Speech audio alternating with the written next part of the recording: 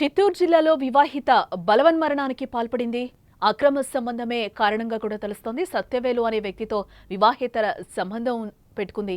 సత్యవేలు పట్టించుకోకపోవడంతో మనస్తాపం చెందినట్లుగా తెలుస్తోంది. నన్ను పట్టించుకోవడం లేదని సత్యవేలకు మెసేజ్ చేసినట్లుగా కూడా మనకి సమాచారం అయితే అందుతోంది. ఎప్పుడు నీతోనే ఉండాలా, నా భార్యను అంటూ కూడా ప్రియుడు రిప్లై ఇవ్వడం జరిగింది. మనస్తాపంతో ఉరివేసుకొని ఆ వివాహిత బలవన్మరణానికి పాల్పడినట్లుగా మనకైతే సమాచారం అందుతోంది. సత్యకుమార్ చంపేశాడని బంధువుల పక్క నుంచి ఆందోళన వ్యక్తం చేస్తున్నారు. మృతురాలు 8 నెలల గర్భవతిగా కూడా మనకి తెలుస్తోంది. భర్త మస్కట్లో ఉంటున్నాడని సమాచారం.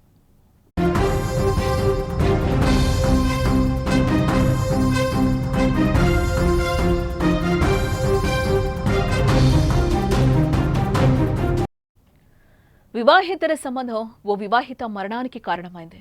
ప్రియుడు పట్టించుకోలేదనే మనస్తాపంతో మస్కట్లో పనిచేస్తున్న భర్త 6 ఏళ్ల కుమారుడు కోసం ఆలోచన లేకుండా చనిపోయింది.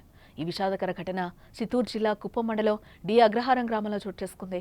ఇదే గ్రామానికి చెందిన మహిళకు 8 ఏళ్ల కిందట తన మేనమామతో వివాహం జరిగింది. వీరికి 6 ఏళ్ల బాలుడు కూడా ఉన్నాడు. బాలుడికి అనారోగ్య సమస్యలున్నాయి. 3 నెలల కిందట భర్త ఉపాధి కోసం మస్కట్కు వెళ్లినట్లుగా మనకి సమాచారం అందుతోంది. అయితే ఆ మహిళకు అదే గ్రామానికి చెందిన సత్యవేలు అనే వ్యక్తితో ఉన్న పరిచయం అక్రమ సంబంధానికి దారితీసినట్లుగా తెలుస్తోంది. అయితే గురువారం ఆ వివాహిత బలవన్మరణానికి పాల్పడింది. ఆమె 8 నెలల గర్భిణీ కూడా అని కూడా చెప్తున్నారు. అలాగే ఈ సమయంలో ఆమె చావుకు కారణం ఏంటి అని పోలీసులు విచారించగా సంచలన విషయాలే వెలుగులోకి వస్తున్న పరిస్థితులు కనిపిస్తున్నాయి. సత్యవేలు ఆమె మధ్య జరిగిన చాటింగ్ ఇప్పుడు బయటపడింది. సత్యవేలకు వాట్సాప్ ద్వారా కొన్ని మెసేజ్లు పెట్టింది. ఈ మధ్య ఎందుకు నన్ను పట్టించుకోవడం లేదు అని అడిగింది. దానికి సత్యవేలు రిప్లై ఇస్తూ ఎప్పుడూ నీతోనే ఉండాలా, నా భార్యకు హెల్త్ బాలేదు, హాస్పిటల్కి తీసుకెళ్లాలి అంటూ సమాధానం ఇచ్చాడు. అతడు ఈ మధ్య పట్టించుకోవడం మానేయడంతోనే చనిపోయినట్టుగా తెలుస్తోంది ఆ వివాహిత.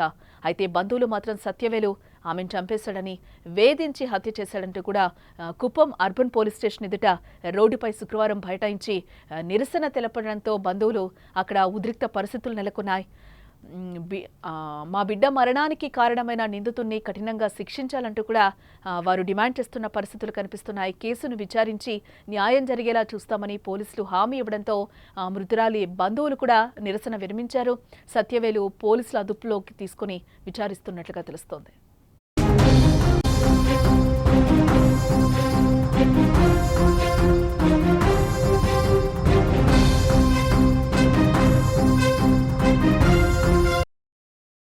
పేరు పెరుమాల్, డి అగ్రహారం.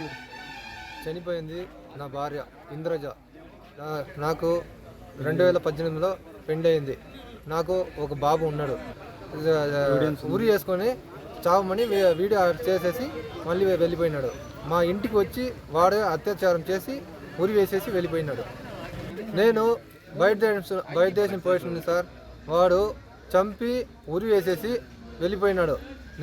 నాకు తెలీదు. నేను ఫోన్ చేస్తే ఫోన్ లిఫ్ట్ చేయలేదు. మళ్ళీ నాకు ఆడ పనిలో ఉంటే నాకు ఫోన్ వచ్చింది. ఏం సంవత్సరం అంటే ఇట్లా అనేసి నేను అక్కడి నుంచి పరిగెత్తి వచ్చినాను. మళ్ళీ ఇక్కడ వచ్చేటప్పుడు ఇట్లా జరిగిపోయింది అనేసి నాకు తెలిసింది సార్. అంతే.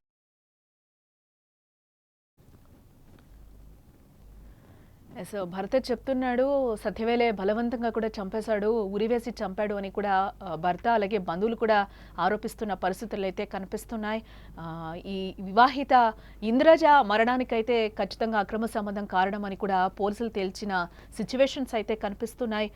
నన్ను పట్టించుకోవట్లేదు ఈ మధ్య కాలంలో అని కూడా తను సత్యవేలను అడిగినట్లుగా తెలుస్తోంది. నా భార్యకు బాలేదు కాబట్టి నేను హాస్పిటల్కు తీసుకెళ్ళాలి, ఎప్పుడూ నీతోనే ఉండాలా అంటూ కూడా వీళ్ళ మధ్యలో ఒక కాన్వర్జేషన్, వాట్సాప్ కాన్వర్జేషన్ అయితే నడిచినట్లుగా పోలీసుల దర్యాప్తులో అయితే తేలింది.